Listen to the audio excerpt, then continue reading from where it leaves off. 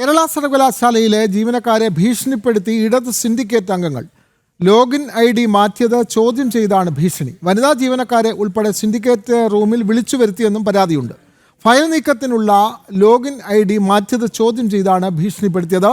അനധികൃതമായി സിൻഡിക്കേറ്റ് മുറിയിൽ വിളിച്ചു വരുത്തുകയായിരുന്നു എന്നുള്ളതാണ് പരാതി. IT ഡിപ്പാർട്ട്മെൻറ്റ് ജീവനക്കാരെയാണ് ഇത്തരത്തിൽ വിളിച്ചത്. വിവരങ്ങളുമായി എസ് ശാലിനി ചേരുന്നു. ശാലിനി, എന്തായാലും ഇടത് സിൻഡിക്കേറ്റ് അംഗങ്ങൾ സർവകലാശാലയിൽ അവരുടെ ഭീഷണിയും ധാർഷ്ട്യവും ഒക്കെ തുടരുകയാണ്. ഇപ്പോൾ അവിടുത്തെ ജീവനക്കാരെയും ഭീഷണിപ്പെടുത്തുന്നു എന്നുള്ളതാണ് ഏറ്റവും പ്രധാനപ്പെട്ട വാർത്ത.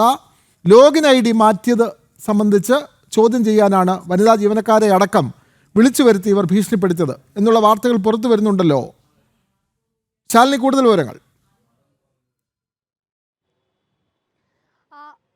വിനോദ സൂചിപ്പിച്ചതുപോലെ തന്നെയാണ് കേരള സർവകലാശാല ആസ്ഥാനത്ത് തുടരുന്ന ഇടത് സിൻഡിക്കേറ്റ് അംഗങ്ങളും രജിസ്ട്രാറും ഒപ്പം തന്നെ VC-യുമായിട്ടൊക്കെയുള്ള തർക്കം മറ്റൊരു തലത്തിലേക്ക് കൂടി കടക്കുന്നുണ്ട് എന്ന് വേണം നമുക്ക് മനസ്സിലാക്കാൻ. കഴിഞ്ഞ ദിവസമാണ് സർവകലാശാല VC ഡോക്ടർ മോഹൻ കുന്നുമേൽ സർവകലാശാലയിൽ എത്തുകയും നിർണായകമായിട്ടുള്ള ചില നീക്കങ്ങളും നടപടികളും ഒക്കെ സ്വീകരിക്കുകയും ചെയ്തത്. അതിൽ ഏറ്റവും പ്രധാനപ്പെട്ട തീരുമാനം എന്നുള്ളത് സസ്പെൻഷനിലുള്ള രജിസ്ട്രാർ KS അനിൽകുമാറിൻ്റെ ഫയലിംഗ് ആക്സസ്, അതായത് ഇമെയിൽ ID വെച്ചിട്ടുള്ള അവരുടെ ഫയൽ നോക്കാനും അത് വിലയിരുത്താനും അതിൽ ഒപ്പുവെക്കാനും ഒക്കെയുള്ള ID അത് ക്യാൻസൽ ചെയ്തു. അത് റദ്ദാക്കിക്കൊണ്ടുള്ള ഔദ്യോഗിക ഉത്തരവ് VC പുറത്തിറക്കി. തൊട്ടു പിന്നാലെ തന്നെ നിലവിൽ രജിസ്ട്രാറുടെ ചുമതലയുള്ള മിനി കാപ്പൻ അതിൻ്റെ ചുമതല നൽകുകയും ചെയ്തു. കൂടാതെ തന്നെ ഈ ഫിനാൻഷ്യൽ ഇടപാടുകൾ അടക്കമുള്ള കാര്യങ്ങൾ നടത്താൻ എല്ലാ രീതിയിലുമുള്ള നടപടികൾ പൂർത്തീകരിക്കാനുമുള്ള ഫയലുകൾ നീക്കേണ്ടത് തൻ്റെ അരികിലേക്ക് എത്തേണ്ടത് അത് മിനി കാപ്പൻ വഴിയായിരിക്കണം എന്നുള്ള നിർദ്ദേശവും നൽകിയിരുന്നു. പക്ഷേ ആ നിർദ്ദേശം നൽകി ഇപ്പോൾ ഒരു ദിവസം പിന്നിടുമ്പോഴാണ് ഫയൽ നീക്കം അടക്കമുള്ള കാര്യങ്ങൾ പൂർണ്ണമായും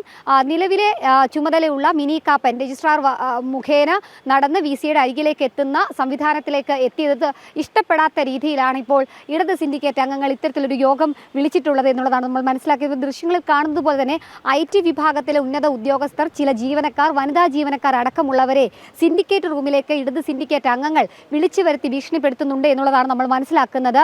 സെക്യൂരിറ്റി ജീവനക്കാരടക്കമുള്ളവരെ നമുക്കിപ്പോൾ ദൃശ്യങ്ങളിൽ നിന്ന് കാണാൻ സാധിക്കും. വനിതാ ജീവനക്കാർ ഈ വരാന്തയിൽ നിൽക്കുന്നത് നമുക്ക് കാണാൻ സാധിക്കും. കഴിഞ്ഞ ഒരു മണിക്കൂറിനോളമായി ഈ ജീവനക്കാരെ ഈ മുറിയിലേക്ക് വിളിച്ചു വരുത്തി ഭീഷണിപ്പെടുത്തുന്നുണ്ട് എന്നുള്ളതാണ് നമ്മൾ മനസ്സിലാക്കുന്നത്. അതായത് ഫയലിംഗ് സംവിധാനം ഈ ആക്സസ് നിഷേധിച്ചതിൻ്റെ അടിസ്ഥാനത്തിൽ ആ ആക്സസ് ഇനി ഉദ്യോഗസ്ഥർ മുഖേന VC പറയുന്നത് കേൾക്കേണ്ട കാര്യമില്ല, എങ്ങനെയാണോ ഇതുവരെ പോയത് ആ രീതിയിൽ തന്നെ പോയാൽ മതി എന്നുള്ള രീതിയിലുള്ള നിർദ്ദേശങ്ങൾ അകത്ത് നൽകുന്നുണ്ട് എന്നുള്ളതാണ് നമ്മൾ മനസ്സിലാക്കുന്നത്. സ്വാഭാവികമായും സിൻഡിക്കേറ്റ് യോഗങ്ങൾ ചേരുമ്പോൾ മാത്രമാണ് ഈ സിൻഡിക്കേറ്റ് റൂം അല്ലെങ്കിൽ ആ കോൺഫറൻസ് ഹാള് തുറന്നു കൊടുക്കുക, അവിടെ സിൻഡിക്കേറ്റ് അംഗങ്ങൾക്ക് കയറാനുള്ള അനുമതി നൽകുക. പക്ഷേ അതൊക്കെ നിഷേധിച്ചുകൊണ്ടാണ് ഇപ്പോൾ ഇടത് സിൻഡിക്കേറ്റ് അംഗങ്ങൾ ഈ സിൻഡിക്കേറ്റ് റൂമിൽ കയറിയിട്ടുള്ളത്. അവിടെ ഈ അനധികൃതമായിട്ടുള്ള യോഗം അല്ലെങ്കിൽ ഈ ഒരു ചർച്ച, ഭീഷണിപ്പെടുത്തൽ നടക്കുന്നത് എന്നുള്ളതാണ് നമ്മൾ മനസ്സിലാക്കുന്നത്. ഇപ്പോൾ ചില ജീവനക്കാർ പുറത്തേക്ക് വരുന്നുണ്ട്. അവരെ മാധ്യമങ്ങളോട് പ്രതികരിക്കുമോ എന്നുള്ള കാര്യത്തിൽ ഇപ്പോൾ ഒരു വ്യക്തതയില്ല.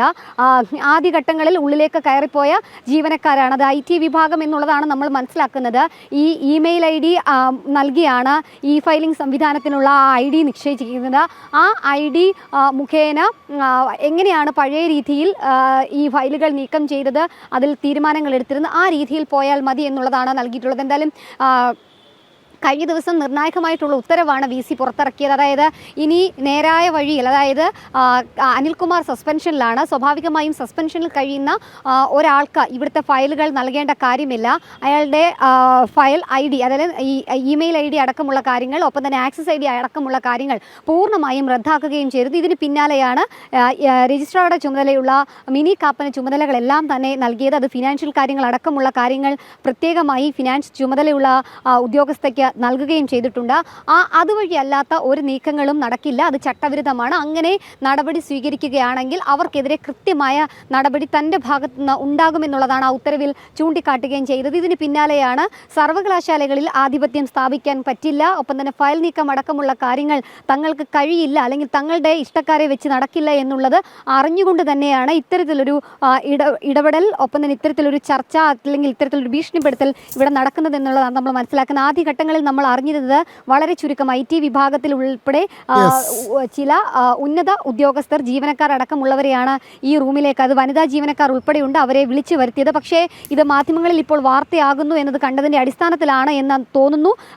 കൂടുതൽ ജീവനക്കാരെ ഇങ്ങോട്ടേക്ക് വിളിച്ചു വരുത്തിക്കൊണ്ടിരിക്കുകയാണ്. എന്തായാലും ഒരു അനധികൃത യോഗം VC-യുടെ അസാന്നിധ്യത്തിൽ ഇവിടെ ചേരുന്നുണ്ട് എന്നുള്ളതാണ് നമുക്ക് മനസ്സിലാക്കാൻ സാധിക്കുന്നത്. ഇന്നലെ സർവകലാശാലയിലെത്തി നിർണായകമായ ചില ഫയലുകളിൽ ഒപ്പുവെച്ച് VC ഇന്ന് തൃശ്ശൂരിലേക്ക് പോയിരുന്നു. പക്ഷേ പോയതിന് തൊട്ട് പിന്നാലെ ഇന്ന് VC ഇവിടെ ഇല്ല എന്നുള്ളത് മനസ്സിലാക്കി അദ്ദേഹം ഇല്ലാത്ത സമയം നോക്കി ഇത്തരത്തിലൊരു ക്രമവിരുദ്ധമായിട്ടുള്ള ഇടപെടൽ ഇടത് സിൻഡിക്കേറ്റ് അംഗങ്ങൾ നടത്തുകയാണ്. അതിൽ ചില തർക്കങ്ങളൊക്കെ നടക്കുന്നുണ്ട് എന്നുള്ളതാണ് നമ്മൾ മനസ്സിലാക്കുന്നത്. കാരണം ചില ഉദ്യോഗസ്ഥർ പുറത്തിറങ്ങി അവരുടെ മുഖഭാവത്തിൽ നിന്നും ശരീരഭാഷയിൽ നിന്നും പറ്റില്ല, VC പറയുന്നതേ ഞങ്ങൾക്ക് കേൾക്കാൻ കഴിയൂ. ഇടത് സിൻഡിക്കേറ്റ് കേരള സർവകലാശാലയിലാണ് ഇടത് സിൻഡിക്കേറ്റ് അംഗങ്ങൾ അവിടുത്തെ ജീവനക്കാരെ ഭീഷണിപ്പെടുത്തുന്നത്.